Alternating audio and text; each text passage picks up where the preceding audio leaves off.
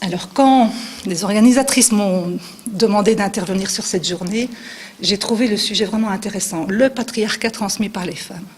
Je me suis dit, ben oui, derrière ce patriarcat, il y a vraiment une espèce de matriarcat déguisé. Je m'explique.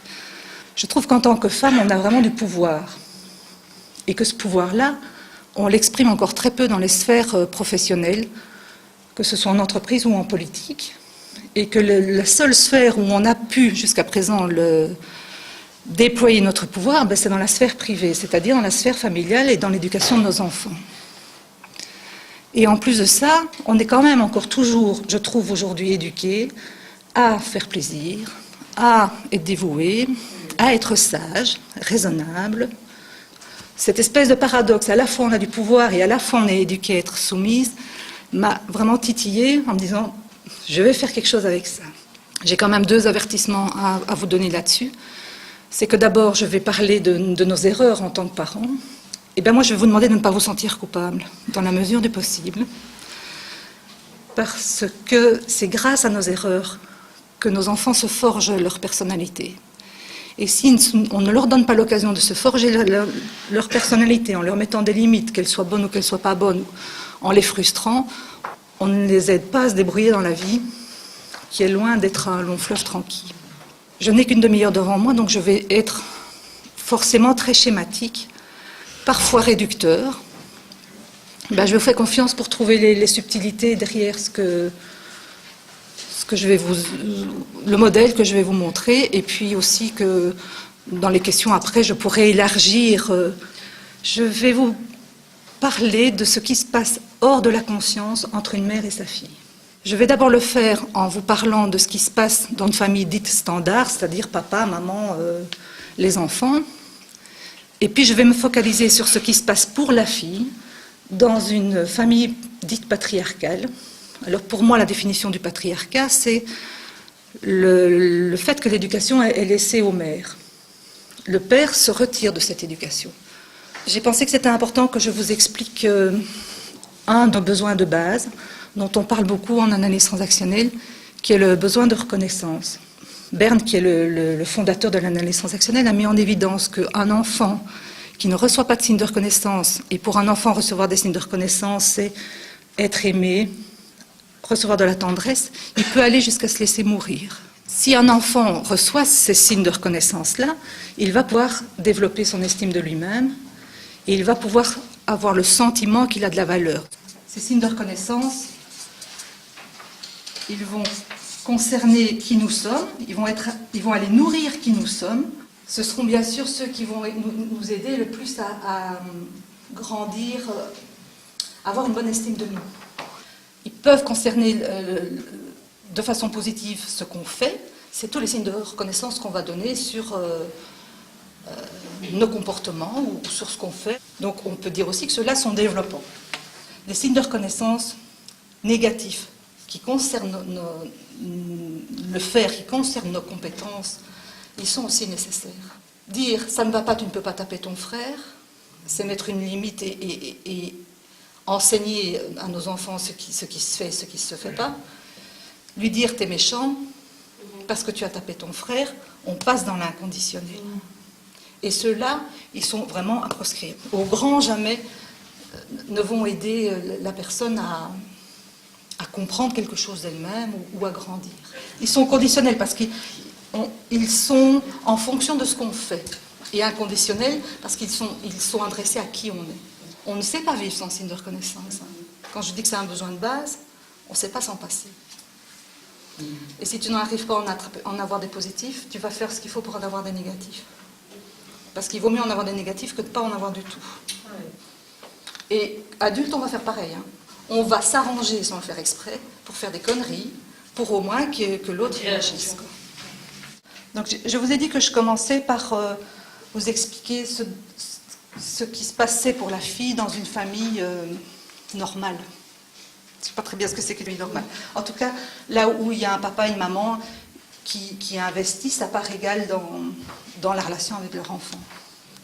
En principe, il y a le désir d'un homme et d'une femme pour avoir un enfant. Et cet enfant, il va exister dans l'imaginaire de ses parents bien avant d'exister, même dans la réalité, même parfois bien avant d'être conçu. Et le premier contact qu'ils vont avoir avec la réalité, c'est l'annonce du sexe de l'enfant. Parce que comme nous sommes des êtres sexués, on ne va pas aimer de la même manière un garçon ou une fille. C'est pas qu'on va les aimer moins, c'est qu'on ne va pas les aimer de la même manière. Et que là déjà commence l'impact qu'on va avoir sur nos enfants dans la manière dont on va les accueillir. Pour elle, et je parle là pour toute mère, c'est une possibilité de réparer ce qui ne s'est pas bien passé dans son histoire. C'est même une possibilité de recommencer certains bouts de son histoire. Et donc on va dire que la mère va s'identifier à sa fille. Si elle a un message inconscient, le message inconscient qu'elle va envoyer à sa fille, c'est « tu seras comme moi, en mieux ». Et la fille, elle va accepter ou elle va refuser ce modèle d'identification. Le père, avec sa fille, pour elle, sa fille, elle a quelque chose qu'il n'a pas, c'est-à-dire un autre sexe. Et il y voit une possibilité de, non seulement de différence, mais de complémentarité. Et le message que lui va envoyer à sa fille, c'est il est bon que tu sois comme tu es. Et donc il va saluer la différence. Et pour la fille, ça va être important parce qu'elle va se sentir acceptée dans sa différence sexuelle, elle va pouvoir construire son identité sexuelle, et puis elle va aussi pouvoir construire le fait qu'elle est bien comme elle est. Comme je suis, c'est bien, c'est ok, quoi. Chaque parent a une place affective différente auprès de l'enfant. Pas pour ce qu'il va faire, ça c'est après, la manière dont on va être éduqué, ça vient après ça, mais une place différente pour ce qu'il est, pour ce qu'il représente affectivement pour l'enfant. Une fille aura donc besoin de ses deux parents. Et les besoins qu'elle va avoir, c'est de pouvoir s'identifier à sa mère, de pouvoir prendre sa mère comme modèle, de pouvoir en même temps s'opposer à sa mère, parce qu'elle elle est différente de sa mère. Elle a besoin de se sentir aimée par son père, et elle a besoin de voir et de sentir qu'entre papa et maman, il y a une relation d'amour, de manière à ce qu'elle puisse rester à sa place de fille, et pas devenir la petite femme de papa, ou pas devenir l'amie de maman. Si le père dénigre sa fille, évidemment que ça va avoir des conséquences qui vont être un peu similaires à celles que je vais raconter maintenant, un peu. Mais c'est le modèle, c'est ce qui devrait exister, c'est idéal dans le sens que c'est ce qui devrait exister, c'est ce que tout enfant devrait pouvoir vivre. Donc maintenant je rentre dans le modèle patriarcal, c'est-à-dire quand c'est la mère qui éduque les enfants et que le père s'en désintéresse de l'éducation. Le premier, c'est quand la mère est aux commandes et donc que le père est absent.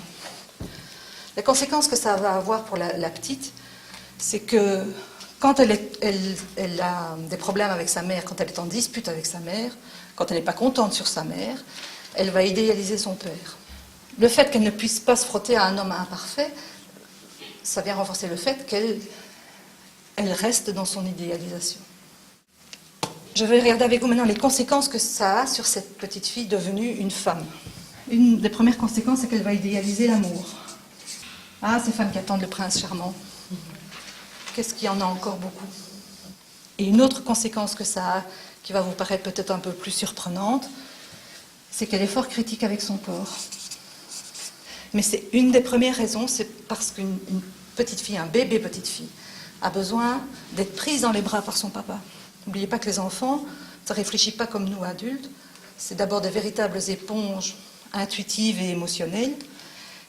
Et si elle a pu vivre cette expérience-là d'un papa qui la prend dans ses bras avec tendresse, avec amour, elle va avoir beaucoup plus facile une fois adulte à accepter son corps comme il est. Je vais maintenant vous parler de l'impact sur la fille, du fait que s'il n'y a pas de père, il y a souvent très peu de mari pour la mère. Et donc, le signe de reconnaissance suprême pour elle, c'est d'être une bonne mère. Ce qui va la rendre fort dépendante de ses enfants, parce que c'est eux qui vont les lire, lui donner cette place de bonne mère ou pas. dans la mesure où la fille va s'adapter à sa mère, parce qu'il y a des filles qui vont refuser. Mais là, je vais parler des filles qui vont vouloir remplir les attentes de maman, vouloir rendre maman heureuse, vouloir donner à maman l'affection qu'elle n'a pas assez avec son mari. La gamine, elle va laisser ses désirs et ses besoins à elle de côté. Parce que ce qui compte le plus, c'est de satisfaire maman. Ça donne souvent des enfants qui sont fort sages. Qu'est-ce que ça va avoir comme impact sur la petite fille qui devient une femme? Pour qu'on puisse avoir une bonne estime de nous. L'estime de nous, ça concerne vraiment qui nous sommes. La confiance, c'est par rapport à ce qu'on fait. La confiance, elle peut vraiment fort osciller en fonction de si on a réussi ce qu'on fait ou pas. Un des problèmes qu'on a, c'est que souvent, quand on rate quelque chose, on le prend au niveau de notre estime de nous. Et la honte a à voir aussi avec l'estime de soi, avec notre identité. La culpabilité a plus à voir avec ce qu'on fait ou ce qu'on ne fait pas. Donc, ayant été aimée par sa mère de façon conditionnelle, elle va manquer d'estime d'elle-même. Elle va rester fort dépendante de l'extérieur pour avoir des signes de reconnaissance. Je vous ai dit qu'on en avait besoin, mais il y a des gens qui en ont plus besoin que d'autres. Ça, vous pouvez le voir. Il y a des gens aussi qui ont beaucoup de mal à s'en donner, parce que c'est une des manières d'avoir des signes de reconnaissance, c'est de s'en donner à soi-même. Et elle va avoir des difficultés à croire qu'on puisse vraiment l'aimer pour qui elle est de nouveau. Elle va, dans sa vie, en faire beaucoup. Et être beaucoup dans s'occuper des autres. Être vraiment dévouée, parce pour elles, c'est la seule manière qu'elles ont trouvée pour pouvoir être aimées. Quelles conséquences ça va avoir dans leur couple si elles se mettent en couple? Comme elles ne sont pas connectées à ce qu'elles veulent et à leurs besoins,